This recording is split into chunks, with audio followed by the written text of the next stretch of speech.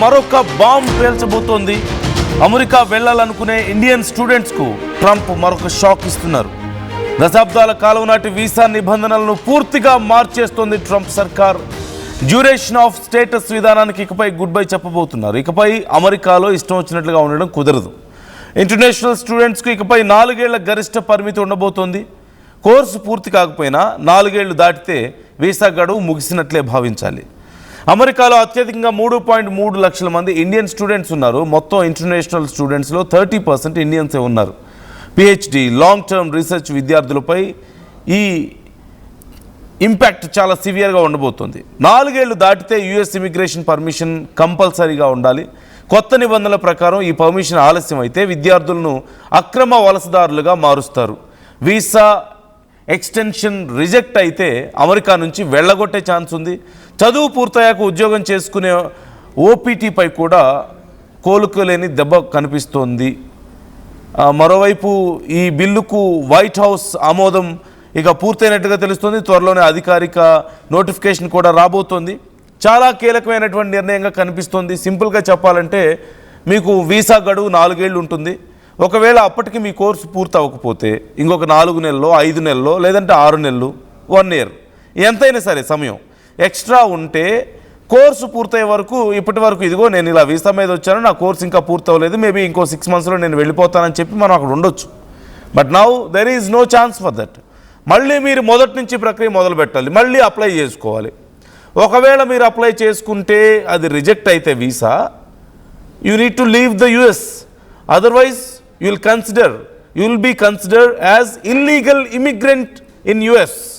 అంటే వలసదారుడిగా కాకుండా అక్కడ ప్రభుత్వ పర్మిషన్ లేకుండా దొంగతనంగా యుఎస్లో నివసిస్తున్నటువంటి ఒక వలసదారుడిగా నిన్ను భావిస్తారు, బయటికి గెంటేస్తారు.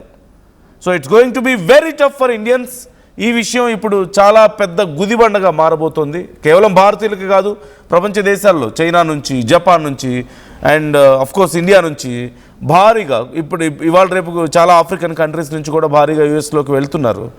ఇప్పుడు వీళ్ళందరికీ ఇది తలనొప్పిగా మారబోతుంటే భారతీయుల సంఖ్య చాలా ఎక్కువగా ఉంది. ఉన్నందరి ఇంటర్నేషనల్ స్టూడెంట్స్ ఆర్ ఇంటర్నేషనల్ అక్కడ వీసా హోల్డర్స్లో 30% ఆర్ ఇండియన్స్.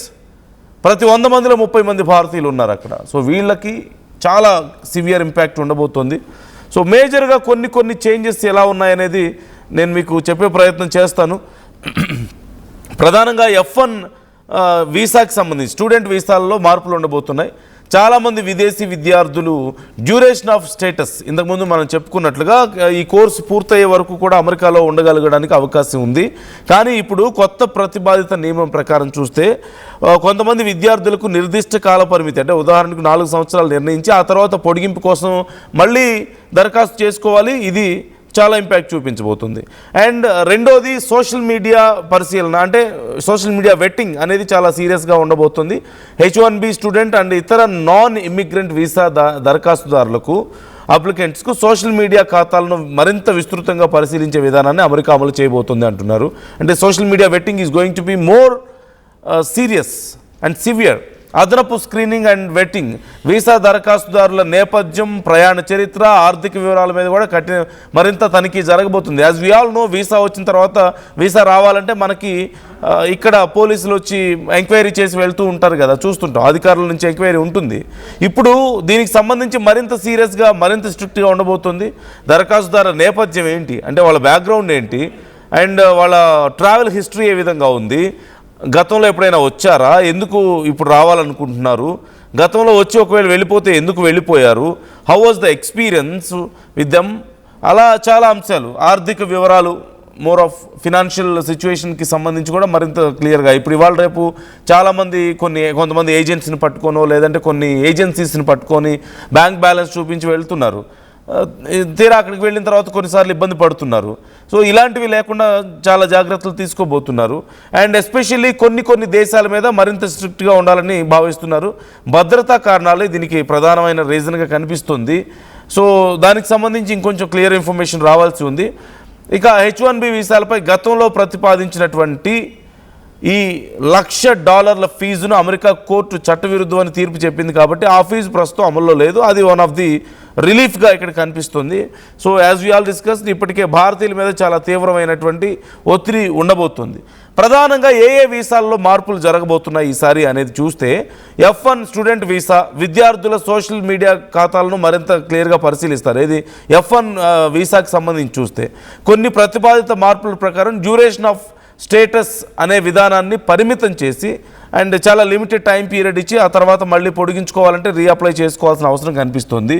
వీసా ఇంటర్వ్యూల సమయంలో ఆన్లైన్ కార్యక్రమాల మీద కూడా ప్రశ్నలు రావచ్చు అని చెప్తున్నారు. అంటే వాళ్ళ ఆన్లైన్లో ఎలాంటి యాక్టివిటీస్ ఉన్నాయో దానికి సంబంధించి వీసా ఇంటర్వ్యూల్లో కూడా క్వశ్చన్స్ అడగబోతున్నారంటూ తెలుస్తుంది.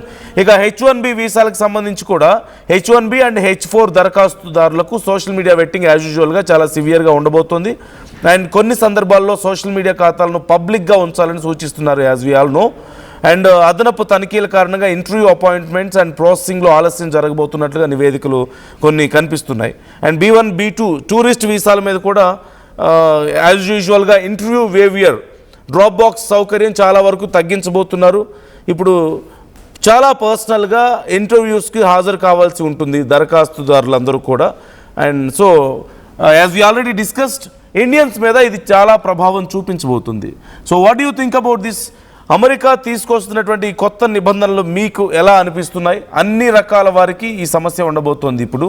అండ్ ఎస్పెషల్లీ ప్రతి 100 మంది ఇంటర్నేషనల్ పబ్లిక్లో అక్కడ ఉన్నటువంటి పీపుల్లో 30 మెంబర్స్ ఇండియన్సే. So we are going to suffer more, our people are going to suffer more అనేది మనకి ఇక్కడ అర్థమవుతుంది. అండ్ మోర్ ఆఫ్ దీంతో పాటుగా వీసా అప్లికేషన్ ఫీజుని కూడా పెంచడం మనం చూసాం. ఇప్పటికే ప్రభుత్వం చాలా కీలక నిర్ణయం తీసుకుంది.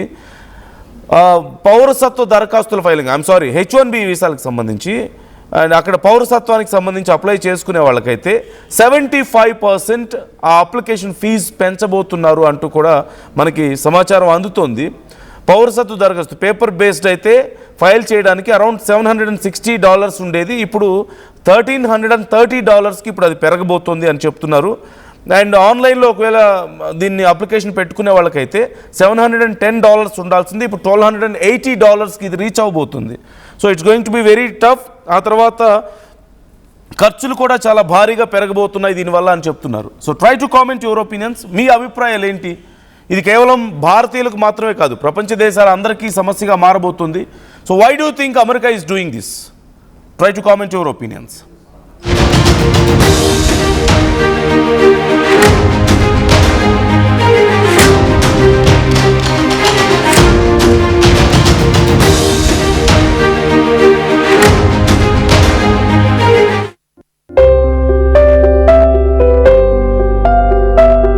చిన్న చిన్న ఆనందాలు 35 ఏళ్లుగా నా జీవితంలో లేవు. 35 ఏళ్లుగా నేను డైపర్లలో బ్రతికాను. 6 సెంటీమీటర్ల ఫిస్టులా నా మూత్రాశయంలో లీకు కారణమైంది. ఎవరూ నాకు సహాయం చేయలేకపోయారు. AINUలో వైద్యులను కలిసే వరకు. అక్కడ వారు రోబోటిక్ శస్త్రచికిత్సతో నాకు పరిష్కారం ఇచ్చారు. వారు నా ఆత్మవిశ్వాసాన్ని కూడా తిరిగిచ్చారు. Precision Care makes it possible. The Center for Robotic Surgery at AINU. Tournament ముందు పెయింట్ ఎలా చేస్తాం?